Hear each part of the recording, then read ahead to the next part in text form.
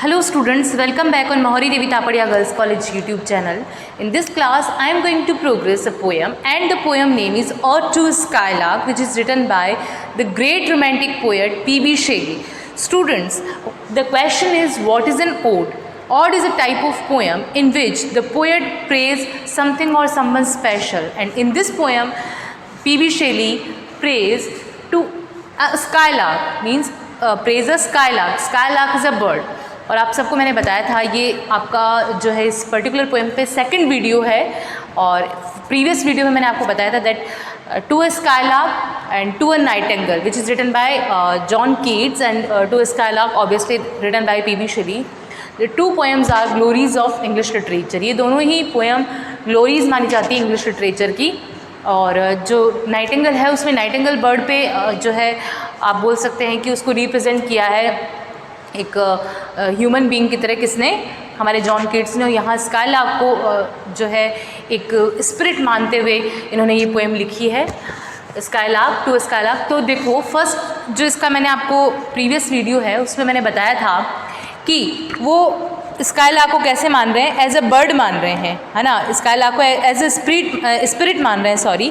तो एक ऐसी आत्मा मान रहे हैं जो बिल्कुल फ्री है. इसमें फ्रीडम दिखाई गई है कि बिल्कुल फ्री है, जो कहीं भी उड़ सकती है, कहीं भी जा सकती है. और उसको इतना टैलेंटेड बताया गया है उसके गाने को कि वो उड़ती रहती है और साथ में गाती रहती है. ठीक है. अब आज हम सेकंड स्टेंजा इसका देखते हैं. मीन्स सेकंड वीडियो में इसके 2 स्टेंजाज और देखते हैं. फर्स्ट वीडियो में हमने इसके 2 स्टेंजा देखे थे. In the golden lightning of the sunken sun, over which clouds are brightening, thou dost float and run, like an unbodied joy whose race is just begun. The pale purple even melts around thy flight, like a star of heaven. In the broad delight, thou art unseen, but yet I hear thy shrill delight. देखो यहाँ क्या दिखाया गया है. यहाँ ये दिखाया गया है कि जो स्काईलार्क है इन द गोल्डन लाइटनिंग, वो गोल्डन लाइटनिंग में of the sunken sun. Sunken sun means जब सनसेट का टाइम होता है. सनकन मतलब डूबता हुआ आप बोल सकते हैं. सनसेट हो गया वैसे तो, वैसे डूबता हुआ सूरज.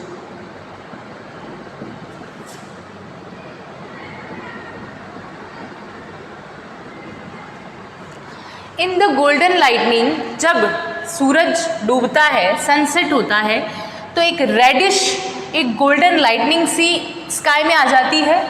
Over which clouds are brightening, और उससे क्या होते हैं, क्लाउड्स जो है वो भी ब्राइट नज़र आते हैं.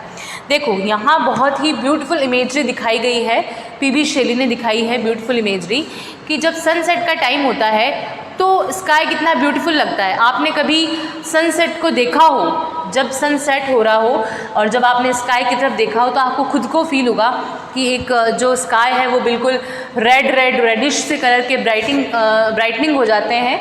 तो वही इमेजरी यहाँ दिखाई गई है कि इन द गोल्डन लाइटनिंग के time of the sunken sun, sunset के time, over which clouds are brightening, जब क्लाउड्स बिल्कुल ब्राइटनिंग हो जाते हैं, ब्राइट हो जाते हैं.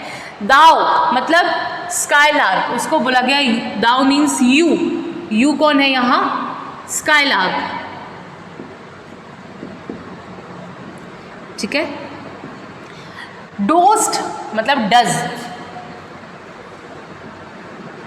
फ्लॉट एंड रन, तुम क्या करती हो? फ्लाई, उड़ती हो, फ्लॉट करती हो और दौड़ती हो. Like an unbodied joy whose race is just begun, और तुम कैसे दौड़ रही हो? यहाँ सिमली का यूज किया गया है. ठीक है. और ये कैसे दौड़ रही है? अनबॉडीड जॉय की तरह, मतलब बिल्कुल फ्री हो गए, जैसे कि ये एक स्पिरिट हो.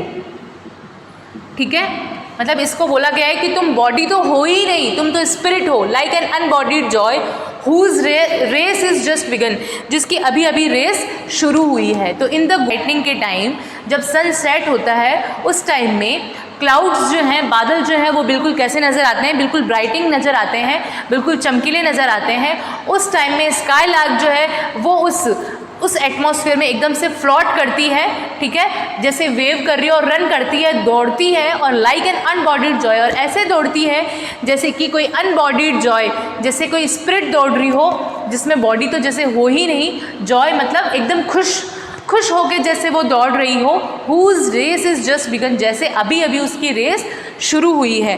तो ये एक्साइटमेंट दिखाया गया है, जब रेस शुरू होती है तब जो एक्साइटमेंट रहता है किसी भी रेसर में, वो एक्साइटमेंट यहाँ दिखाया गया है स्काईलार्क का। उसके बाद द पेल पर्पल इवन, तो यहाँ इवन का मीन्स इवन नहीं है, इवन मीन्स इवनिंग।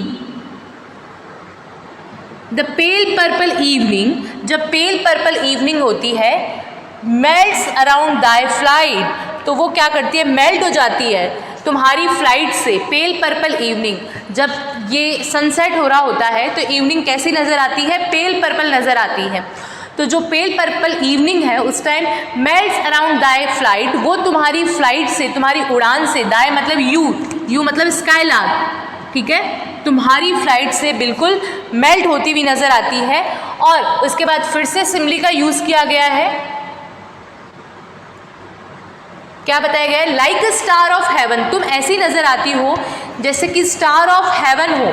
स्काईलार्क को स्टार ऑफ हेवन बताया गया है।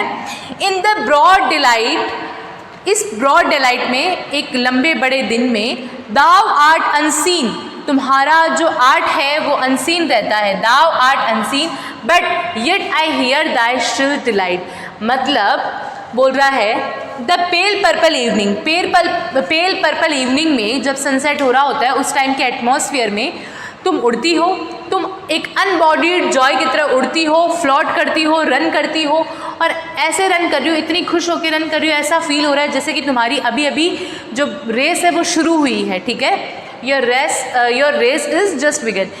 The pale purple evening melts around thy flight, ये जो पेल पर्पल इवनिंग है वो तुम्हारी फ्लाइट से जैसे मेल्ट होती हुई नज़र आती है, और तुम ऐसे दौड़ रही हो, ऐसे फ्लॉट कर रही हो जैसे कि कोई स्टार ऑफ हेवन हो, जैसे कि कोई जो स्वर्ग है उसका तारा हो, like a star of haven. और इन द ब्रॉड डिलाइट में जो तुम्हारा आर्ट है, मतलब तुम दिखती नहीं हो, इन द ब्रॉड डिलाइट दाव आर्ट अनसीन, तुम्हारा जो आर्ट है वो बिल्कुल अनसीन रहता है, मतलब तुम नहीं दिखती हो, but yet I hear thy shrill delight, पर मुझे तुम्हारी श्रिल डिलाइट मतलब आवाज़ जो है वो सुनाई देती है, मतलब जो तुम्हारी तीखी आवाज़ है वो सुनाई देती है। श्रिल मतलब तीखी आवाज़, तीखी आवाज़ जो है वो सुनाई देती है। तो यहाँ बताया गया है कि जो स्काईलार्क है वो एक गोल्डन लाइटनिंग टाइम में, सनसेट के टाइम में, क्लाउड्स को भी, जब क्लाउड भी एकदम ब्राइटनिंग हो जाते हैं, चमकते हुए नज़र आते हैं, उस टाइम में स्काईलार्क फ्लॉट करती है, रन करती है, ऐसे रन कर रही है जैसे कि वो एकदम खुली फ्री स्पिरिट हो, कोई आत्मा हो जो बिल्कुल जॉयफुल है, उसकी रेस अभी जैसे स्टार्ट हुई है। उस पेल पर्पल इवनिंग में वो अपनी फ्लाइट से पूरे एटमॉस्फेयर को मेल्ट कर देती है, जैसे पिघला देती है, और ऐसा लगता है जैसे कि वो क्या है, स्टार ऑफ हेवन है। और इन द ब्रॉड डेलाइट, और दिन के टाइम में क्या होता है, दाव आर्ट अनसीन, उसका जो आर्ट है वो दिखाई नहीं देता है, मतलब जो स्काईलार्क है उसका अपीयरेंस दिखाई नहीं देता है, but yet I here the shrill delight, पर तुम्हारी तीखी आवाज़ सुनाई देती है। ये हमारा जो है और 2 स्टेंजास थे प्रीवियस वीडियो में, जो इसका फर्स्ट वीडियो था पोएम का, उसमें हमने 2 स्टेंजास के कवर किए। आज के वीडियो में भी हमने इसके 2 स्टेंजास कवर किए हैं। आई होप आपको ये जो पोएम है वो समझ में आ रही होगी, एंड आप इसके सारे वीडियोज़ 1 बाय 1 देखेंगे तो ही समझ में आएगी। तो आप इसके वीडियोज़ देखें और जो है पोएम को समझने का ट्राई करें। ईजी पोएम है, ओड है ये, स्काईलार्क का पे जो है फोकस करके लिखा गया है और फ्रीडम के बारे में बताया गया है इसमें। तो आप इसके सारे वीडियोस देखेंगे, जब पोएम कंप्लीट होगी तो आपको समझ में आएगी कि पोएट क्या बात कर रहा है यहाँ।